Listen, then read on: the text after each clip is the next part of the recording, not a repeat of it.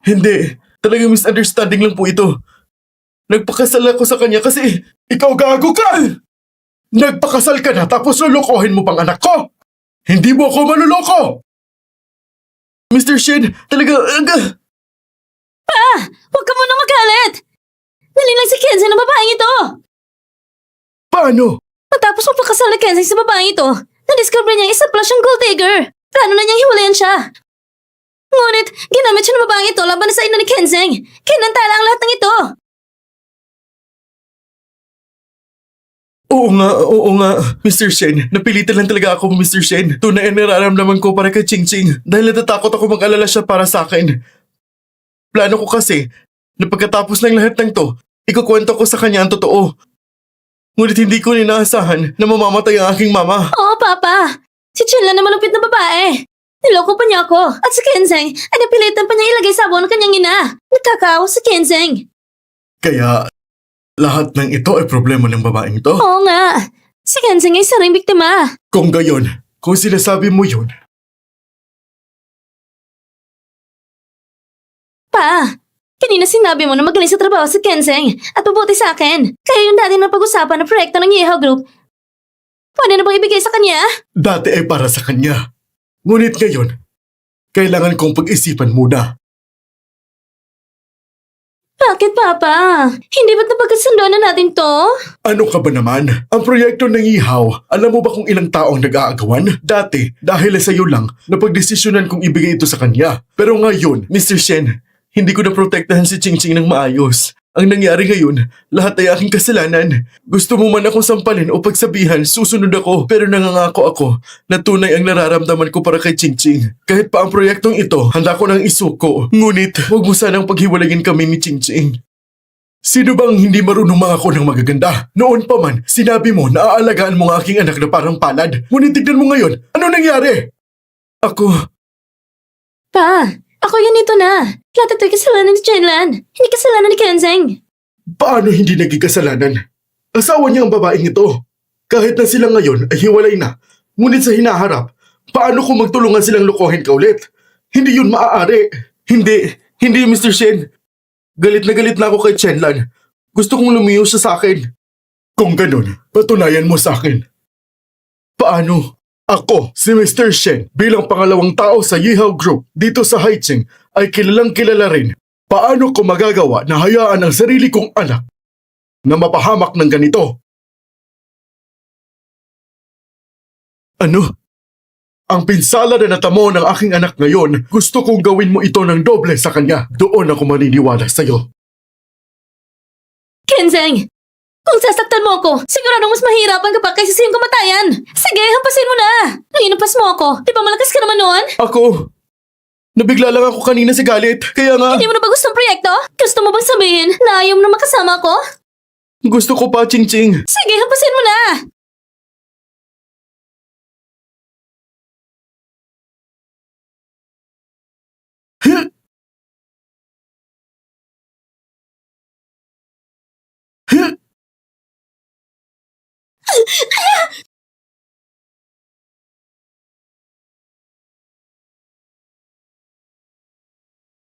Shenlan, ito ang utang mo sa akin.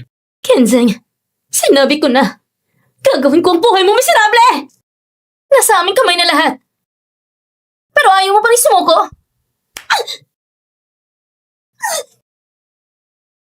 Parang kailangan mo talagang disiplinahin.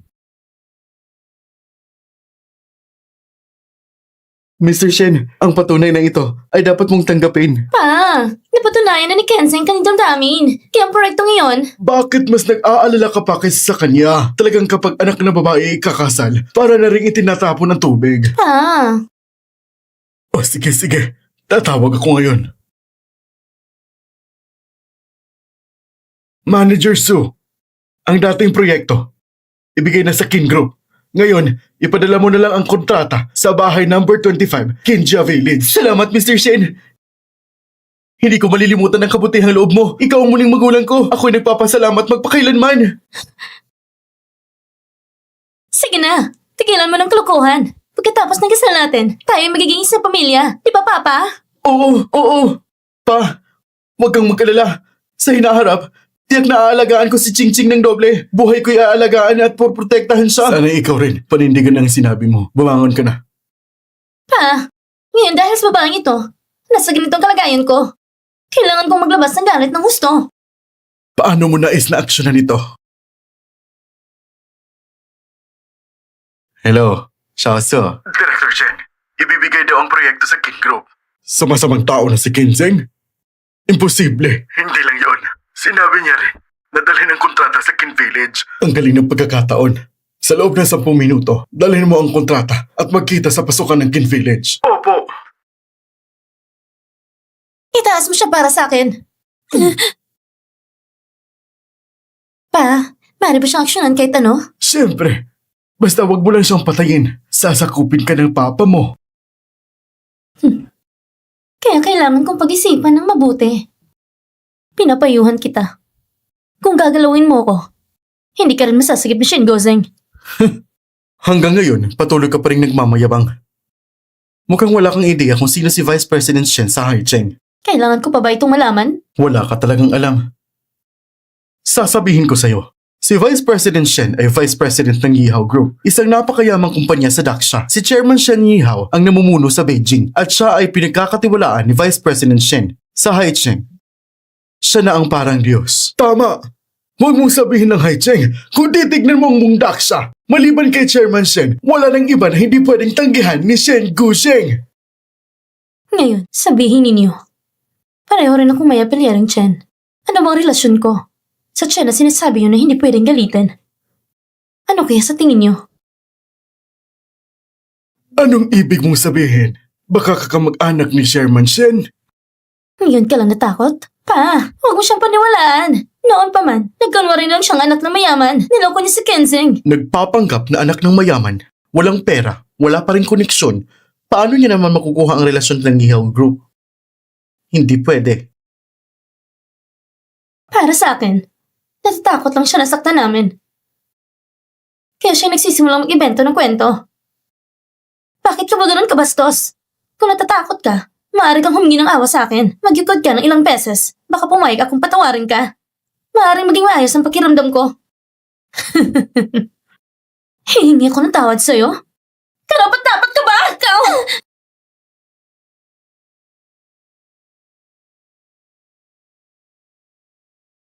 Ngayon, naiintindihan ko na. Ikaw na tao. Matigas at matigas ang ulo mo. Dahil hindi ka namin mapapatalo sa away. Kaya, babaguhin namin ang paraan. Ching Ching, paano mo gustong laruin ito? Sinabi niya akong mistress at ginawang kahihiyan sa publiko.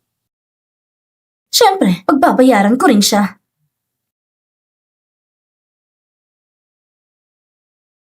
Hubaran niyo siya ng damit. Ihagis sa labas para makita ng lahat kung ano ang parusa ng pagiging isang mga akit na babae. Hiya kayo! Pinabalaan ko kayo. Kung hihinto kayo ngayon, maaari kong palampasin ng ibang miyembro ng pamilya Shen. Kung hindi, pasok ang pamilya Shen at Ken sa walang katapusang kapahamakan! Nagpakita ka ng kahihiyan bilang isang kabit. Ang talas pa ng pananilita mo. Isa kang basurang babae. Sino bang tinatakot mo? Kenzeng, ang mga pananalitang iyon, pwede mo sigurong lilangin ng iba, pero huwag mo ring lukuhin ang sarili mo. Hindi ko lang naipakita sa'yo ang aking tunay na pagkakakilanlan. Pero bago tayo magpakasal, 1 taon na rin tayong nag-uusap. Talaga bang iniisip mo na ako'y ganong klaseng tao? Ikaw, Sige, hindi mo man paniniwalaan ang aking salita, pero paano kung ako nga'y anak ng pinakamayamang taong anak ni Chen Yehao?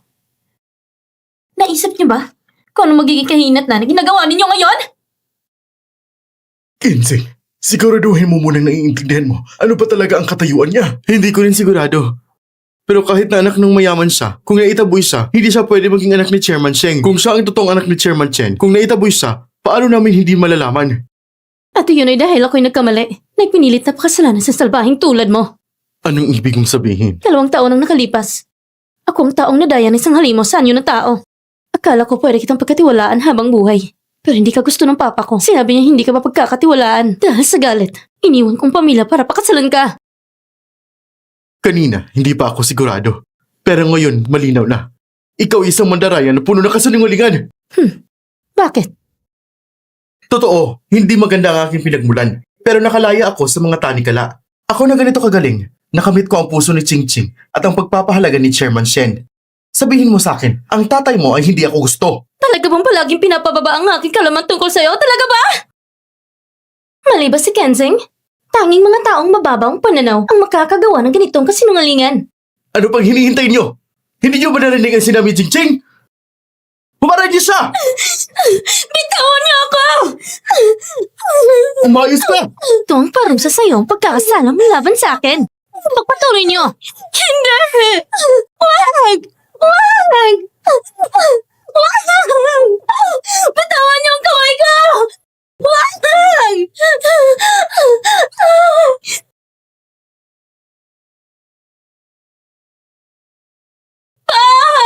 Grabe naman sila!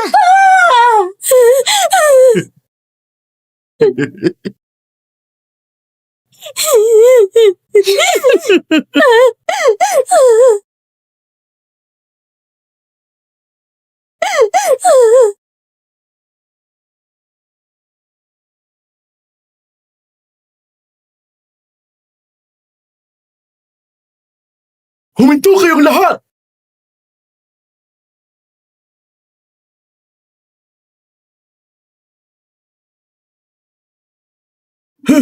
Chen, bakit nandito si Chairman Chen?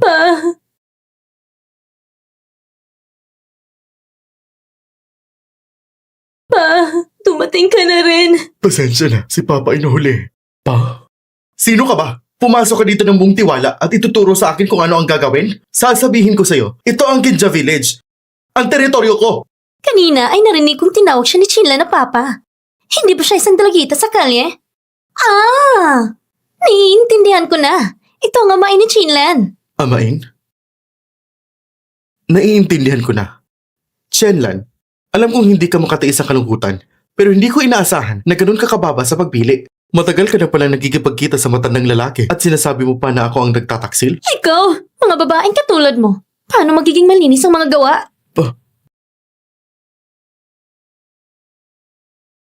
Sa tingin ko kanina, hindi pa sapat ang sampal. Manahimik ka! Bakit mo siya sinampal? Ang dapat turuan ay si Chenla na babae ito. At pati nga po naman niya. Hindi rin mukhang mabuti ang tao. Sama-sama ayusin natin sila. Tumahimik ka! Wala kang kwenta!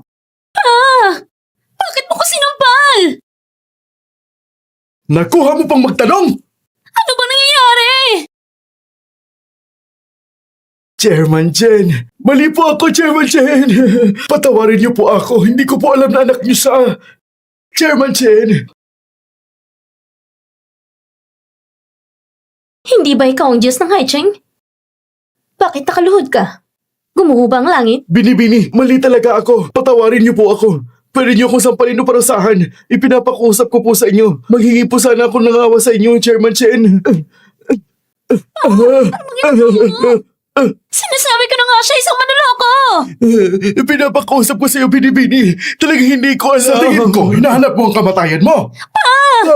Chairman Shen, patawarin po ninyo ako. Hindi niyo po talaga mauulit. At gusto mo pa talaga maulit ito? Simula ngayon, ikaw at ang ihaw ay wala ng kahit anong kaugnayan. At babawiin ko na lahat ng ibinigay sa iyo ng ihaw nitong mga taon. Hindi pwede, Chairman Shen, kung babawiin mo ang posisyon ko. Para bang kinuha mo ang buhay ko?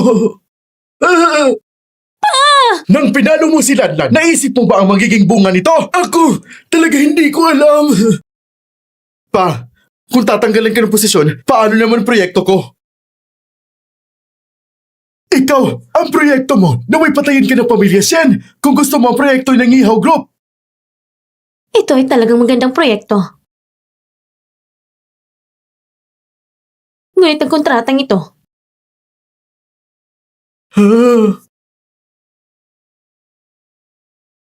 kahit ibigay ko pa sa aso, hindi ko ipagkakalob sa tulad mong basura! Ang proyekto ko! Ang proyekto ko! Ang proyekto ko! Ang proyekto ko! Ito ang pinakamahalagang proyekto ng Ihaw Group! Ikaw na walang kwenta! Paano mo nagawang punita nito? Sinabi ko sa'yo tumahimik ka! Hindi mo ba talaga naiintindihan? Ano ba talaga nangyayari sa'yo? At saka, sino itong matandang ito? Bakit kanya tatanggalan ng posisyon? Ang kapal mo talaga! Lahat ng ito ay ginawa ng hangal na ito. Hindi ko na ituro ng tama ang anak ko. Ayoko na sa anak na ito. Chairman Chen, patawarin niyo po ako. Ako po ito na yung anak! Sinabi ko na, simula ngayon, wala na akong ganitong anak. Sobra na pong ginawa niyo! Ako po ang tanging anak niyo! Kahit gaano po kagaling matandang iyon, siya ang tanging amamang kinikilala ni Chenlan lamang. Talaga bang ganun ka na?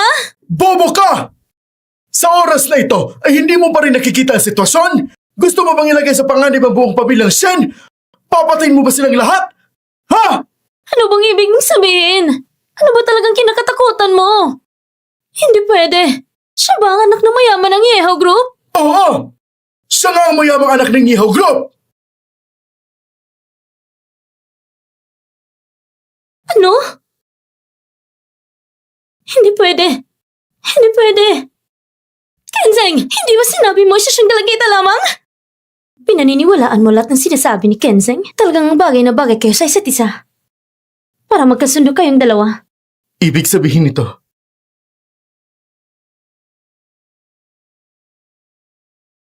baka siya nga talaga si Chen Yihao? Babo! Ang pangalan ni Mr. Chen, hindi mo dapat basta tawagin, hangal ka! Pwede mo ba siya tawagin ng ganun? Si Chenlan. Si Chenlan ay talagang ang mayamang anak ng Yihao Group. Hindi ako makapaniwala. Hindi ko akalain na ang anak kong inalagaan ko ng buong puso ay ganito ninyo pakikitunguhan. Kayo! Dapat kayong mamatay lahat! Tawagin niyo ang mga tao! Pukpukin niyo sila! Simulan na! Opo, opo!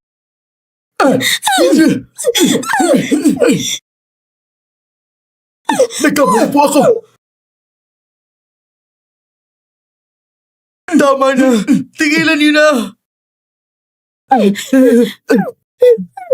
Tama na! Baka may mamatay pa! Hindi ko talaga alam! Nanak ko si Chenlan! Walang salang hindi nakakaalam. Hindi niyo pwedeng gawin ito. Hindi pwedeng ganito? Gumamit lang ako ng sariling taktika para bayaran ang ginawa niyo sa akin. Higit pa rito, minabalaan ko na kayo noon, ngunit hindi kayo naniwala.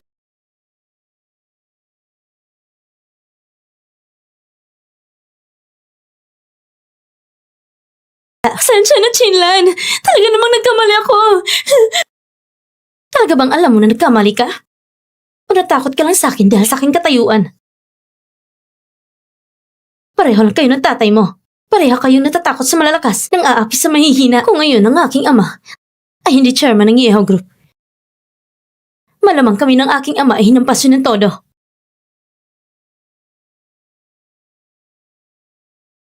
At ikaw rin. Ng mga nakaraang taon ay pinapakita ng kapangyarihan ng Yeho Group.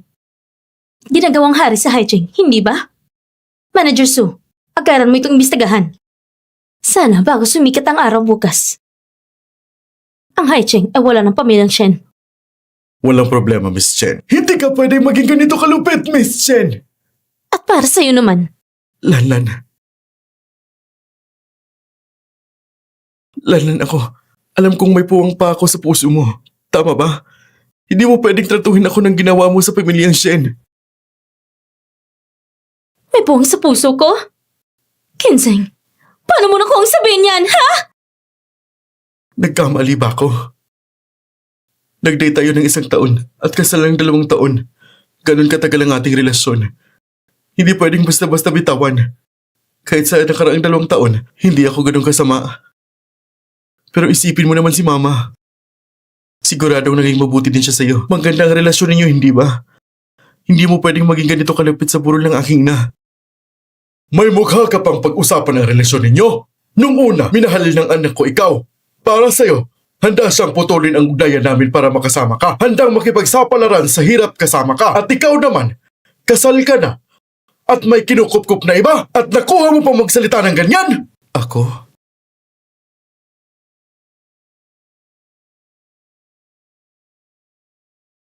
Noong una, iniwan ko ang lahat para sumama sa'yo. Pero inisip mo na walang-wala ako at agad mo akong iniwan, lumiko ka at sumama sa kanya. Kenzeng, isa kang makasarili, hindi ka karapat dapat patawarin. At higit pa rito, Huwag mong gamitin ang pagkamatay ng iyong ina bilang dahilan. Ang iyong kabit pa nga ay pinawi ng abo ng kanyang labi. Hindi ka karapat-dapat banggitin pa siya.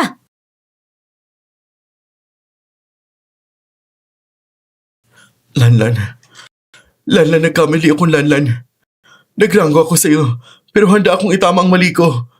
Pakiusap, bigyan mo pa ako ng isa pang pagkakataon. Tanging ikaw lang ang nasa puso ko. Iniibig lamang kita, Lanlan. Nakakasuklam ka talaga. Isa ka talagang makasarili at interesado sa sarili mo.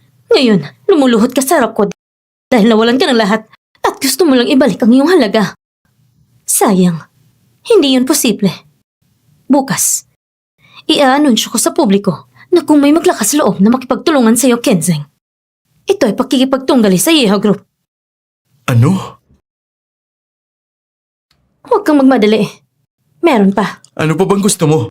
Sabi ko na sa'yo, ako ay taong hindi nakakalimot sa utang na loob at galit. Kapag naghihigante, dapat sa puso mismo ito'y tumama. Ang pinakamamahal kong Kenzeng, hindi ba ang iyong dangal? Kaya bukas, ipapakita ko ang lahat ng ginawa mo sa mga pangunahing pahayagan para makita ng buong bansa kung sino ka talagang tao ka. Hindi pwede. Hindi pwede, Lanlan. Hindi mo ba talaga akong kaya patawarin? Huwag kang magsalita. Nagkakasuklam ka. Ang taong gaya mo, hindi ka dapat na patawarin. Palaging may paraan. Lanlan, okay lang kung hindi mo ako patawarin. Basta pakawalan mo lang ako. Gagawin ko kahit ano sa'yo. Pakiusap, Lanlan. Gagawin mo kahit ano? Tama. Siya yun. Dahil sa kanya naguluho ang lahat. At naawa ako sa sitwasyon mo. Ngayon, hihiganti ako sa kanya para hindi madumihan ng kamay mo. Kenzeng! Ngayon, sinong may gawa nito? Sinong may pananagutan? Manahimik ka! Ikaw ang dahilan kung bakit kami nag-aaway. Nagpakumbaba na si Chairman Chen. Ang mga mapang-ubusong ito ay nararapat ilagay sa libingan. Para kanino lahat ng ito? Ako yata yung nabulag na nahulog sa'yo. Isang taong may mukha ng tao, pero puso ng hayop! Langya ka! Dahil sa'yo, hindi sana nagdiborsyo sila lang sa akin. Ginugulo mo ang pamilya ko at inaatake mo pang anak ko. Susubukan kitang tapatan.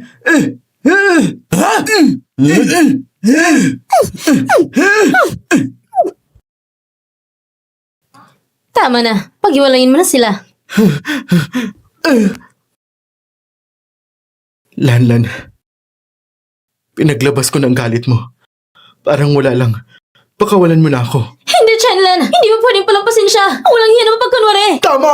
Siya ang ugat ng lahat ng kasamaan. Sabi ko sa'yo, dapat putulin ang kanyang mga kamay at paa at itapon sa ilog para pakainin ng isda. Manahimik ka! Dahil sa inyo, nagkaroon ng away. Pa, ang ingay nila. Itapon sila. Kasabay ay tumawag sa pulis. Dalhin sila. Chairman! Lanlan! Lanlan! Ka na. Bigyan mo pa ako ng huling pagkakataon. Lanlan! Hindi mo siya pwedeng palampasin! Bigyan mo pa ako ng pagkakataon. Sige na. Isang pagkakataon.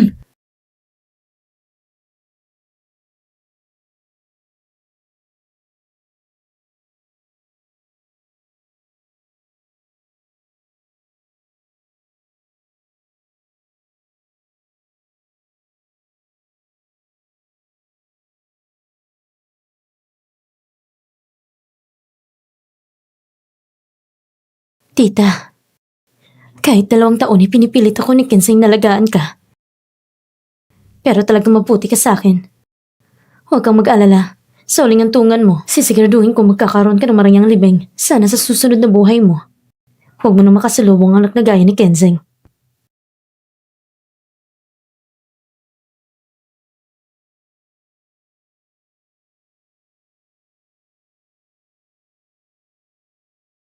Sige na.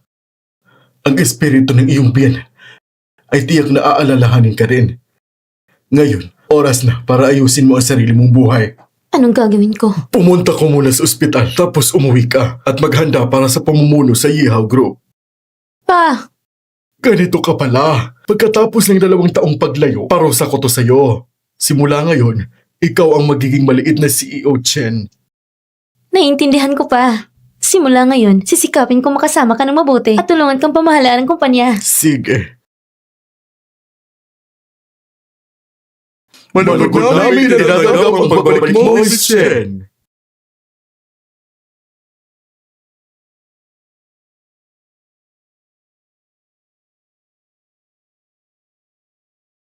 Binabati ka namin, Miss Chen, sa pagpasok sa trabaho. Kailan ko? Pa, hindi ba sinabi ko na sa'yo? Gusto kong magpahinga ng 2 araw. Nagbago ng plano ko. Sa panahong ito, sasagutin mo na ang pamamahala ng kumpanya. Ganun ba? Pwede rin. Pero pa, gusto kong magsimula bilang advertising intern pagkatapos ng magiging biglang CEO. Makakasanayan ko rin ang aking kakayahan. Sige, kung yun ang gusto mo. Simula bukas, mag-o-occupy ka bilang intern. Pumasok ka sa trabaho. Sige, salamat pa. Oo nga pala. Si Kinsey na yan. Inaayos ko na ang sitwasyon para sa kanya. Sa buhay niya. Huwag na siyang lalabas sa harap mo. Babayaran na rin niya ang nararapat sa kanya. Alam ko na pa. Matagal ko nang alam ko anong klaseng tao siya. Sige, ito ang aking mabuting anak na babae. Malapit ng oras, kailangan ko nang umalis. Ang kumpanya ay nasa sayo na. Sige, pa, hindi ko bibiguin ang iyong tiwala. Oo. Pinagawa ko na kay Mr. Yulin ang isang jade bracelet para sa'yo. Nasa opisina ko ito. Huwag mong kalimutang kunin. Sige. Magsisimula bilang intern? Mukhang hindi rin masama.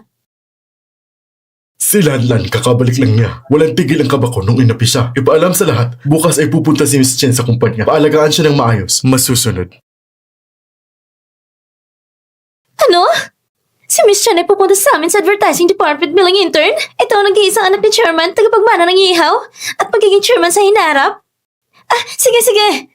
Si Miss Chen ay naka-green na jacket at Hermes na scarf? Sige, naiintindihan ko. Huwag kang mag-alala. Sisiguraduhin kong alagaan ng maayos si Miss Chen. Maganda kayong lahat. Handa tayong salubungin ng maayos si Miss Chen. Opo! Maliliit na ako. Wala ka bang mata? Pasensya na. Chen yan? Kaklase mo ko nung high school. Hindi mo ba ako naalala? Chenlen? Bakit ka nandito? Nagka-intern ako sa ihaw. Papasok ako ngayon. Ikaw din, papasok sa ihaw?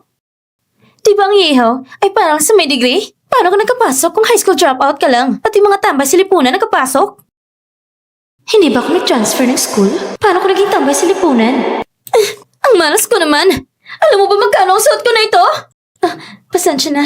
Tunay na humingi ako ng paumanhin. Tingnan mo. Ganito na lang. Ibibigay kong scarf at coat ko sa'yo bilang kabayaran. Heto. Hindi ba ito Hermes? Paano nila nakuha ang ganong mamahaling bagay? Siguradong peking brand ito. Sige na.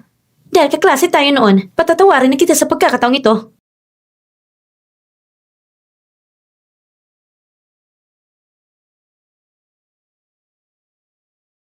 Gray na coat, Hermes scarf.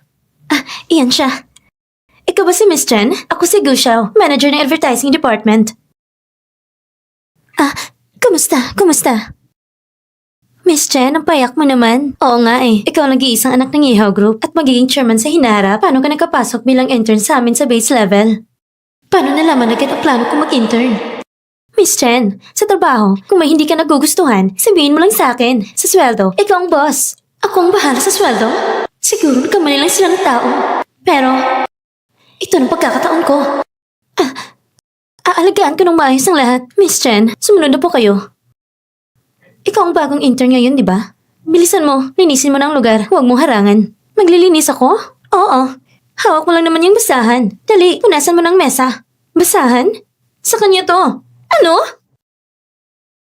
Hindi ba't ako si Chenlen? Ano sinasabi mo? Ako ang nag-iisang anak ng Ihaw Group. Hindi ko dadalhin ng ganitong mamurahin lang. Tama. Pero hawak mo ng mumurahing basurang yan. Anong itsura mo ngayon? Duda ka ba kay Miss Chen?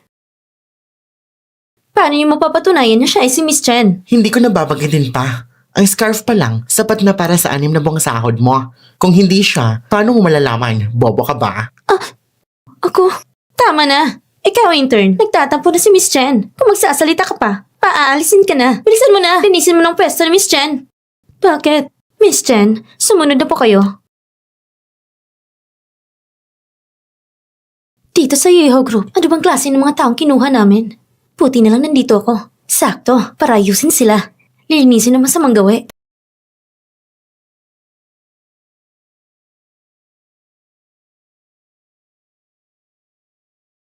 Pwede na ba?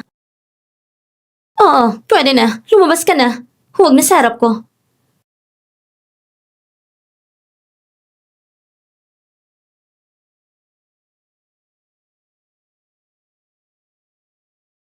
Nasaan ang bracelet ko? Nawala ang bracelet ko! Paano nawala ang bracelet mo? Ang bracelet ni Miss Chen ay napaka-espesyal. Sino kayang kumuha nito? Chinlen, ikaw bang kumuha ng bracelet ko? Anong bracelet? Hindi ko pa nakita yon at hindi ko rin kukunin sa'yo yon. Kung sinasabi mo na hindi ikaw kumuha, buksan mo nga ang bag mo para makita namin. Kung wala naman, maniniwala ko sa'yo. Bakit kailangan ko ipakita ang bag ko? Ang sobrang pagtatanggol mo sa bag mo ay nagpapakita ng takot kami sa advertising. Malinis ang kamay. Hindi kami nawala ng gamit dati. Bakit yung dumating ka? Nawala agad ang bagay na ito. Tingnan mo yung tsura niya. Kitang-kita, hindi malinis ang kamay. Ano ba sinasabi niyo? Huwag na kayong magpaligoy-ligoy. Buksan niyo ng bag. Ay! Grabe naman. Nasa bag mo nga pala ang bracelet. Yan nga ang bracelet ko. Miss Chen, ang bracelet mo. Ang bracelet na ito, hindi ba ito yung binili ni Chairman lang araw lang nakalipas? 5 bilyon ang halaga nito. Ginawa mismo ni Master Yulen. Ginawa niya ito ng kamay niya mismo. Alam mo na pala yun. Magaling ka rin mamili, Manager Gu. Miss Chen, hindi ka taka-taka na ikaw ang paboritong anak ni Chairman. 5 bilyon lang? Tingnan mo ang kulay ng bracelet na ito. Kitang-kita na peke. Hindi rin ito matas na kopya. Ikaw talaga! Kinuha mo na nga ang bracelet ni Miss Chen. At ngayon, nangas ka pang sabihin peke ito? Sinasabi mo na peke ang bracelet ni Miss Chen? Ipakita mo nga ang tunay na bracelet. Sakto lang. Mayroon akong tunay na isa. Chinlen, bakit mo kami dinala sa opisina ni Chairman? Oo nga, ano bang gagawin mo? Dahil ang tunay na bracelet na ginawa mismo ni Master Yulen ay nasa opisina ng Chairman. Ano? Ito ang opisina ng Chairman. May password lock pa. Hindi tayo makapasok. Paano natin malalaman kung totoo? Si Chen yun. Hindi ba siyang Miss Chen? Dapat kaya niyang buksan ang pinto ng opisina ng Chairman. Hindi ba yun obvious? Sigurado akong kaya ni Miss Chen ang buksan yan. Miss Chen, buksan mo na ang binto para maalis ang maliit na magnanakaw na ito. Miss Chen, go na. Hintayin mo na lang. Pag nabuksan ni Miss ang binto, ikaw ang unang matatanggal. Hintayin nating makita.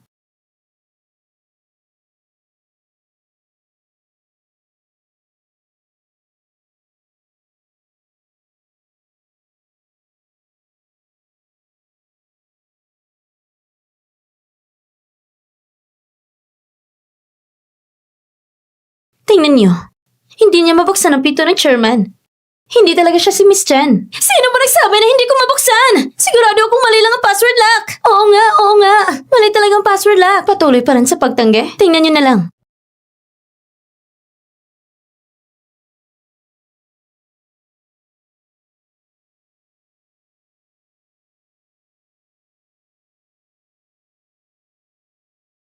Ha? Paano niya nabuksan ang pinto ng Chairman? Ibig sabihin nun, siya ang tunay na Miss Chen.